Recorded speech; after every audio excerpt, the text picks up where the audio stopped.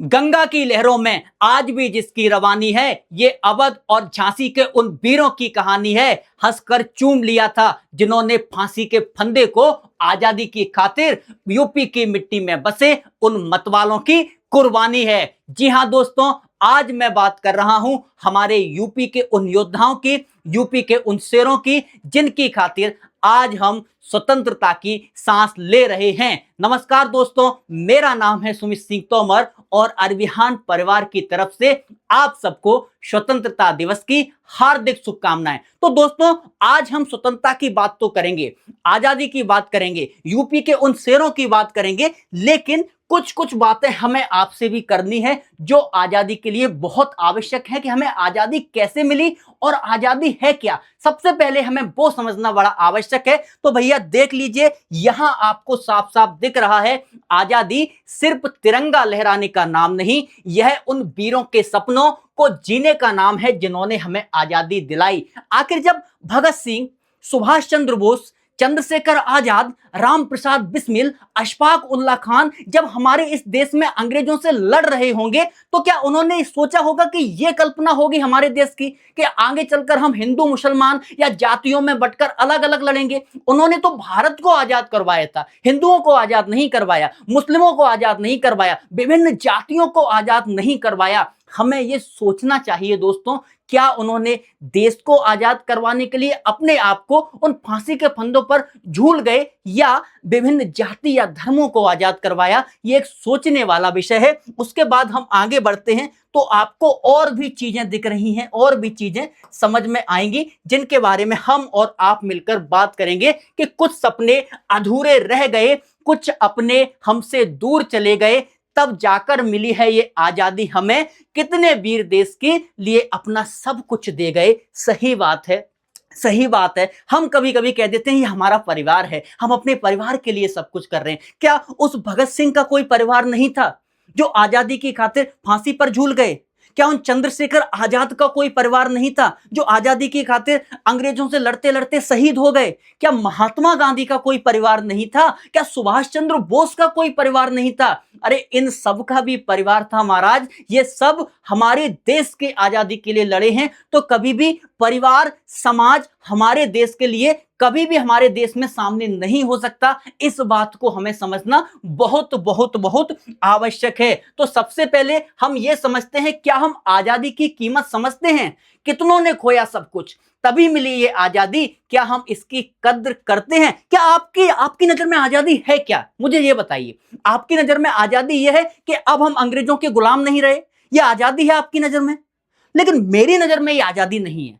मेरी नजर में आजादी वो है जो हमारे स्वतंत्रता सेनानी थे, जिस तरीके से स्वतंत्र भारत का सपना देख रहे थे कि आजादी की जो सुबह होगी, भले ही भगत सिंह ने न देख पाई हो आजादी के समय, भले ही सुभाष चंद्र बोस ने न देख पाई हो आजादी के समय, आजादी की सुबह, भले ही चंद्रशेखर आजाद ने न देख पाया हो आजादी की सुबह, लेकिन हमने तो देखी है। हम तो स्वतंत्र भारत में रह रहे हैं। तो जब उनको हम पढ़ते हैं, जब उनके हम सपनों को समझते हैं, तो उनके लिए आजादी अंग्रेजों की नहीं थी, उनके लिए आजादी विचारों की थी। अंग्रेज जिनके सामने हम खुलकर नहीं बोल सकते थे, वो कहते हैं कि स्वतंत्र भारत में हमें बोलने की आजादी मिलेगी, हमें अपने काम करने की आजादी मिलेगी, हमें अपनी शिक्षा को बेहतरीन तरीके से पढ़ने की आजादी मिलेगी। आजादी केवल अंग्रेजों की नहीं है।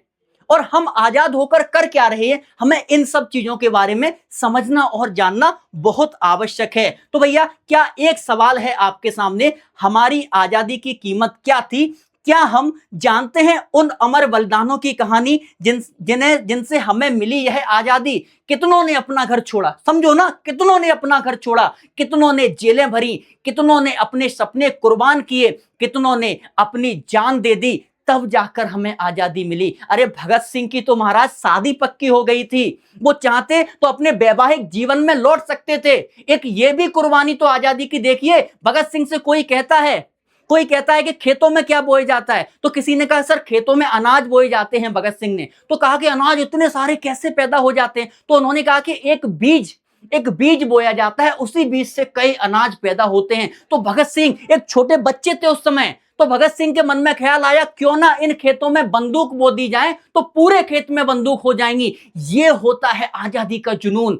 यही होता है आजादी का जुनून। ये होता है कि कैसे हमें आजादी प्राप्त करनी है, कैसे हमें अंग्रेजों से लड़ना है। एक छोटा सा बालक कह रहा है कि खेतों में बंदूकों को बो दो और हम अंग्रेजों से इन बंदूकों से लड़ेंगे। ये जुनून हमें शुरुआत में मिलता है, हमारे घर से मिलता है। राष्ट्रभक्ति हमारे घर से हमें मिलती है दोस्तों, इस बात का हमें विशेष ध्यान रखना है। सबका अपना परिवार है, सबका अपना घर है। ठीक है, चलो अब हम बात करते हैं फाइनली आजादी की कीमत।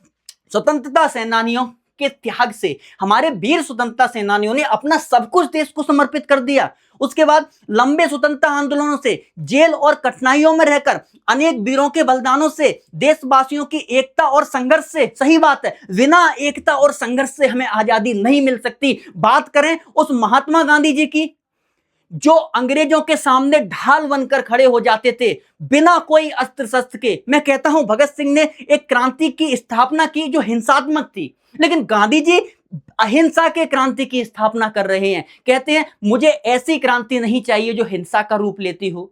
एक सबके अपने अलग अलग तरीके थे। भगत सिंह के अलग थे, राजगुरु के, सुखदेव के अलग थे, सुभाष चंद्र बोस के अलग थे, गांधी जी के अपने अलग थे, लेकिन सब साथ मिलकर ही तो चले ना। सबने साथ मिलकर ही तो देश को आजादी दिलाई। सबका आजादी में अपना अहम भूमिका तो है ना। तो यही चीज हमें समझनी चाहिए। भले ही हम कितने जातियों में बट गए हों, भले ही हम कितने वर्ग में बट गए हों, कितने ही अलग क्यों ना हो गए हों, लेकिन आजादी हमारे लिए यही है कि सबसे पहले हमारा देश है, उसके बाद हमारा धर्म है, फिर हमारा परिवार है, फिर हमारी जातियां, सब अलग हैं, पहले हमारा राष्ट्र है, क्योंकि इसी राष्ट्र के पीछे हमें आजादी मिली है। तो इस बात का हमें विशेष ध्यान रखना है। अब मैं कुछ आजादी की कीमत जो हमारे उत्तर प्रदेश के महान क्रांतिकारी रहे हैं उनकी बात करते हैं। सबसे पहले मंगल पांडे, 1857 क्रांति के अग्रदूत।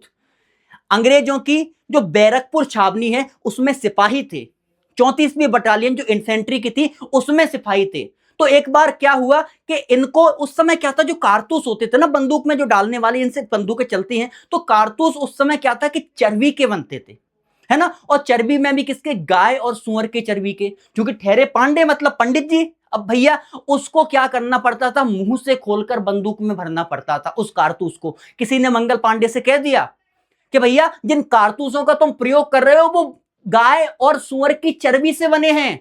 वहीं पर मंगल पांडे ने आंदोलन कर दिया। मंगल पांडे हिंसात्मक हो गए। अंग्रेज अधिकारियों की वहीं पर जो जिन अंग्रेज अधिकारियों ने उनको पकड़ने की, रोकने की कोशिश की, उनको मौत के घाट उतार दिया। और एक समय 1857 क्रांति की वहीं से स्थापना कर दी। अंतोगत्वा बाद में अंग्रेजों ने इन्हें पकड़कर फांसी पर लटका दिया, वो अलग बात है। लेकिन 1857 की क्रांति की शुरुआत अगर कहीं से कहीं लौ भड़कती है, कहीं चिंगारी फैलती है, तो इन्हीं मंगल पांडे के माध्यम से सबसे पहले अंग्रेजों के अगर दांत खट्टे किसी ने किए हैं तो हमारे इसी बलिया के शेर मंगल पांडे ने, जिन्हें टाइगर ऑफ बलिया के नाम से जाना जाता है, शेर ए बलिया के नाम से जाना जाता है। सर ये भी तो एक क्रांतिकारी थे, ये भी तो नौकरी कर रहे थे, लेकिन नहीं, जो काम हमारे देश के लिए विरोध में होगा उस काम को हम नहीं करेंगे। दूसरी बात हम करते हैं रानी लक्ष्मीबाई की।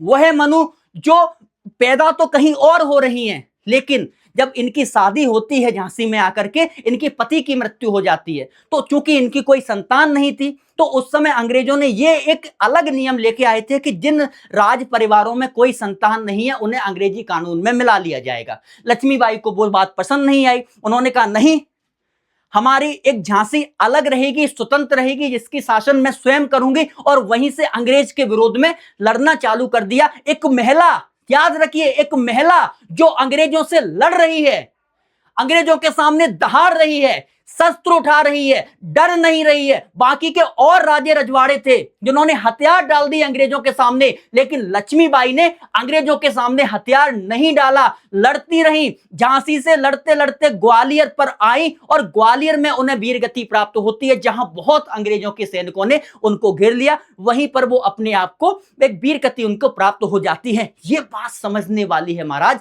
ये बात समझने वाली है। चाहती लक्ष्मीबाई वहीं हथियार डाल देती। लक्ष्मीबाई से जिनका युद्ध हुआ जनरल हीरोज, वो कहते हैं कि 1857 की क्रांति में अगर कोई मर्द है तो केवल लक्ष्मीबाई है। कोई मर्द है, समझो मर्द शब्द का प्रयोग हम पुरुष के लिए करते हैं। जनरल हीरोज कह रहा है कि 1857 की क्रांति में कोई अगर एक मर्द था तो वो लक्ष्मीबाई थी। कितनी बड़ी बात है उस 23 साल के मनु नाम की लड़की की, जो भारत की 1857 क्रांति की महान सेना नायक बनी। तो इसकी बात करते हैं। उनके बाद राम प्रसाद बिस्मिल, अशफाक उल्लाह खान, राजेंद्र लेडी, तीनों ही काकोरी कांड के प्रमुख। काकोरी एक स्थान है जहां पर इन लोगों ने अंग्रेजों से खजाने से भरा हुआ ट्रेन को लूटा।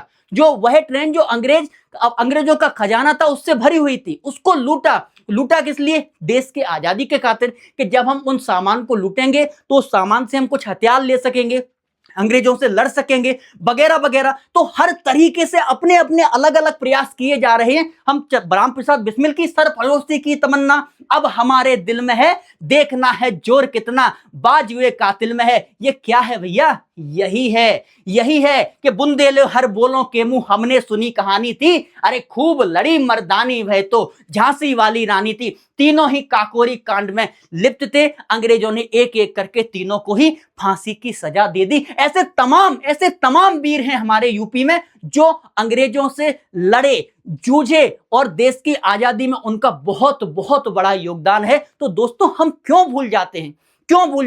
आजादी केवल उसका नाम नहीं है। 15 अगस्त को हम आए, हमने झंडा उठा दिया और झंडा उठा करके हमने भारत माता की जय बोल दिया, हो गई आजादी, मिल गए स्कूलों में लड्डू और हम चले गए। नहीं, आजादी अगर हमें अपने देश को मिली है तो विचारों की स्वतंत्रता की आजादी होनी चाहिए। हम ये सोचें कि अपने देश के लिए क्या कर सकते हैं। कहीं भी हम कुछ भी खा करके कूड़ा का पैकेट फेंक देते हैं, ये आजादी नहीं है।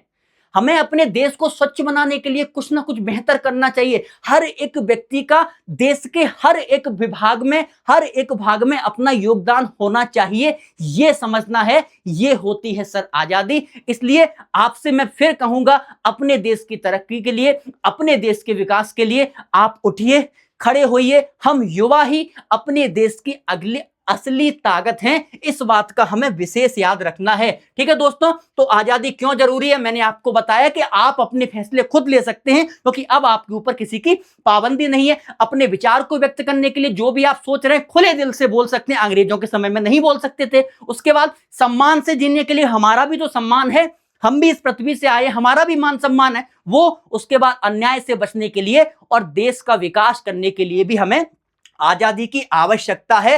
तो मैं यही कहूंगा दोस्त, आप खड़े हो जाइए और अपने देश को सलाम करिए कि आप भारत जैसे देश में हैं, ऐसा देश जो सबका सम्मान करता है। हम लोग तो नदी तक को माता कहते हैं, पृथ्वी तक को माता कहते हैं, हम पेड़ तक को पूजते हैं, हम पत्थर तक को पूजते हैं। कैसे महान हैं हमारे भारत के नागरिक, उन्हीं हम भारत में रहने वाले हम लोग भी क्यों नहीं महान हैं। तो हमें अपने देश पर और हमें अपने भारत पर गर्व करना चाहिए। अंतिम बात मैं कहूंगा, तिरंगा यूं ही नहीं शान से लहराता है, इसके पीछे वीरों का बलिदान नजर आता है। हम तो बस आजादी का जश्न मनाते हैं, पर किसी माँ का बेटा आज भी याद नजर आता है। बहुत से ऐसे दोस्त थे, बहुत से ऐसे माओ के बेटे थे जो इस आजादी की खातिर कुर्बान हो गए। हमें केवल 15 अगस्त और 26 जनवरी को उनको याद नहीं करना है, उनसे हमें सीख लेनी है कि वो कैसे भारत की कल्पना करना चाहते थे, स्वतंत्रता के बाद कैसे भारत के बारे में सोचना चाहते थे।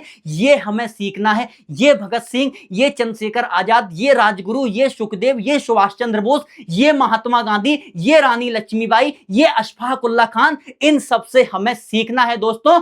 चलो तो हम सब ये शपथ खाते हैं कि अपने देश की तरक्की में हम सबका योगदान होगा। हमारा देश ही हमारे लिए सर्वोपरि होगा, ना जाति सर्वोपरि होगी, ना धर्म सर्वोपरि होगा। ठीक है दोस्तों, अंतिम 2 लाइन कहकर मैं ये विदाई लेता हूं कि आओ झुककर सलाम करें हम उन्हें जिनके नसीब में ये वतन आता है, और हमारा वतन ही हमारे लिए सबसे ज्यादा आवश्यक है। इन्हीं सब बातों के साथ मैं अपनी वाणी को विराम देता हूं और आशा करता हूं आप स्वस्थ रहें, मस्त रहें और जुड़े रहें। अरे विहान से बहुत बहुत धन्यवाद आपका।